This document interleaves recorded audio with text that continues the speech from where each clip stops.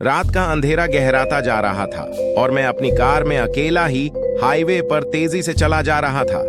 सड़क के दोनों ओर घना जंगल था और बीच बीच में सड़क के किनारे लगे पेड़ हेडलाइट की रोशनी में अचानक से उभर कर सामने आते, मानो किसी अनजान ताकत का हिस्सा हो। रेडियो पर धीमी आवाज में कोई पुराना गाना बज रहा था, लेकिन मन में एक अजीब सा सन्नाटा पसरा हुआ था। रात के लगभग 2 बज चुके थे और नींद मेरी आंखों पर हावी हो रही थी। मैं अपने आप को जगाए रखने के लिए खिड़की का शीशा थोड़ा नीचे कर दिया। ठंडी हवा का झोंका मेरे चेहरे से टकराया और मैंने राहत की सांस ली।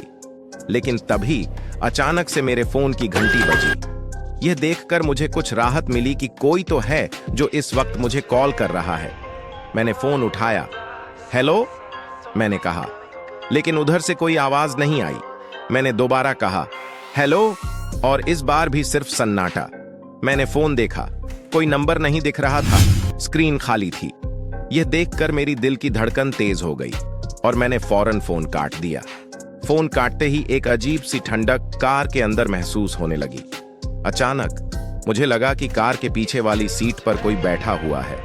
मेरी गर्दन में एक अजीब सा बोझ महसूस हुआ, जैसे कोई मेरी ओर देख रहा हो। मैंने धीरे से रियर व्यू मिरर में देखा और मेरी जान सूख गई। वहां पीछे की सीट पर एक साया बैठा हुआ था। उसकी आंखें मेरी आंखों से मिलीं और वह धीरे धीरे मुस्कुराया।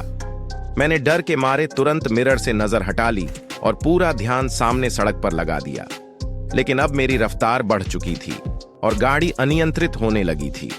मैंने ब्रेक पर पैर रखा, लेकिन गाड़ी धीमी होने का नाम ही नहीं ले रही थी। सामने का दृश्य धुंधला होने लगा, जैसे कोई और मेरी गाड़ी को अपने कब्जे में ले रहा हो। तभी एक जोरदार झटका लगा और गाड़ी एक पेड़ से टकरा गई। मेरी आंखें एकदम से बंद हो गईं। जब मैंने आंखें खोलीं तो मैं अपनी गाड़ी में उसी सड़क पर था, लेकिन कुछ अलग था। मेरे पास कोई घड़ी नहीं थी, फोन नहीं था और बाहर का नजारा भी बदल गया था।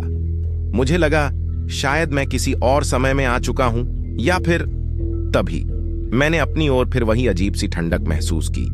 मैंने अपने हाथों को देखा, वे काले पड़ चुके थे, जैसे उनमें जान ही नहीं बची हो। और तभी समझ में आया कि शायद मैं उस रात गाड़ी चलाते हुए ही मर चुका था और अब एक भटकती आत्मा की तरह इस सड़क पर हमेशा के लिए फंसा हुआ हूं। अचानक मुझे पीछे से एक कार की हेडलाइट्स दिखाई दी, जैसे कोई दूसरी गाड़ी उसी रास्ते पर आ रही हो, और मेरी कार अपने आप ही स्टार्ट हो गई। मैं उस गाड़ी के पीछे लग गया और अब मेरी बारी थी किसी और को डराने की।